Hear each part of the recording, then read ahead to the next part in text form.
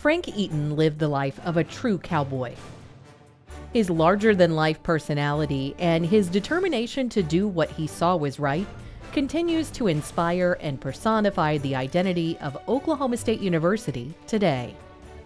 Frank Eaton's such a great representative of the people from this area, the hardworking determination, the things in the Cowboy Code. He so represents us and our history that it's sort of a perfect marriage, if you will, that I think maybe at the time people didn't even know it was as meaningful and as strong a connection as a representation as it is. Eaton was born in Hartford, Connecticut on October 16, 1860. After the death of his father, the Eaton family moved to Indian Territory. At the age of 15, Eaton went to Fort Gibson, where he outshot every soldier at the fort and was given the nickname Pistol Pete. After serving as a deputy U.S. Marshal in Indian Territory, he joined the Oklahoma Territory Land Rush and settled in Perkins, Oklahoma. Granddad had a lot of different things that he did. A lot of it was related to things like doing the cattle drives with his friend Raleigh Goodnight, and they broke horses and did a lot of the things, ranching related. He became a U.S. Marshal at one point, and he also had a blacksmith shop here in Perkins. His work ethic was really strong. Really strong. Besides his blacksmith shop, he hand dug wells, water wells, all over Lincoln and Payne County. He actually worked the first roadbed between Perkins and Stillwater. He had a steam engine and a crew and some mules, and they prepared the first roadbed for the Highway 177. It was Highway 40 back then. But he prepared that first roadbed for them to put the asphalt down on it. While leading Stillwater's Armistice Day parade, Eaton had no idea he would be marking the beginning of Oklahoma A&M redefining itself through his image. Granddad was actually riding in a parade in 1923, and some of the students saw him and thought that would be a good representation of like the cowboy spirit.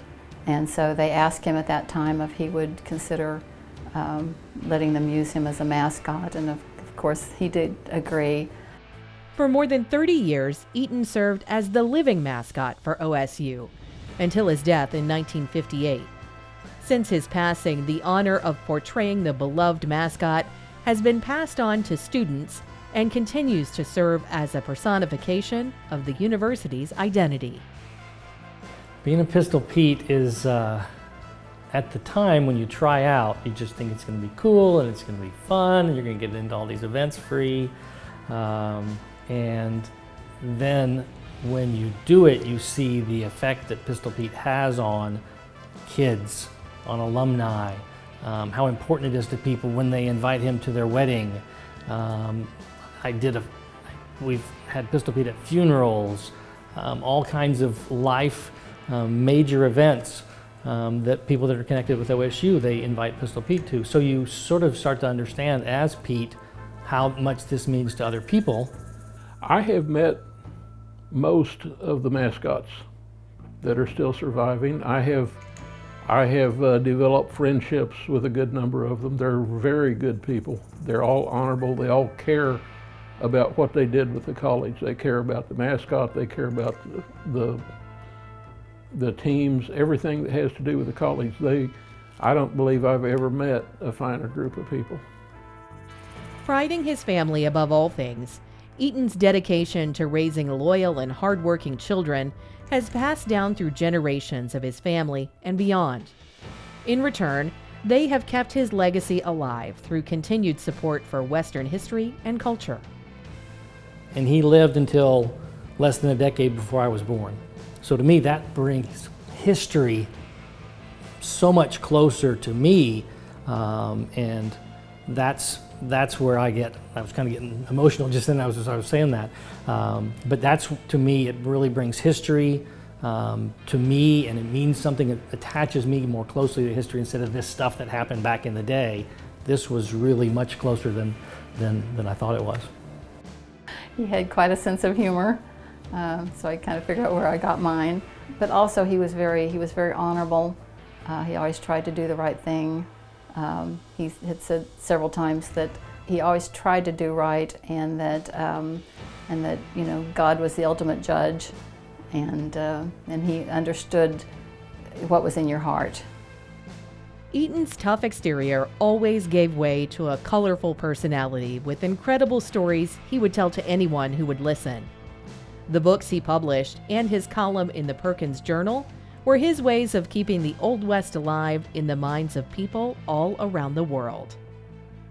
He really loves visiting with people and talking about the stories, and had recorded most of that in his book about his upbringing and his life, and I think that it was a great honor for him. The more we can get the word out and share the story, it's really an amazing story, and it's really impactful. And you learn about that Frank Eaton had a major impact on people in his day. Now, he has a major impact on us now and on the university. Frank Pistol Pete Eaton, the man and the legend, has served OSU for more than 100 years as the inspiration for the original OSU cowboy. He will continue to serve the world for generations as the embodiment of the culture and values of a loyal and true cowboy of the Old West. Frank Eaton, 2025 Oklahoma State University Hall of Fame.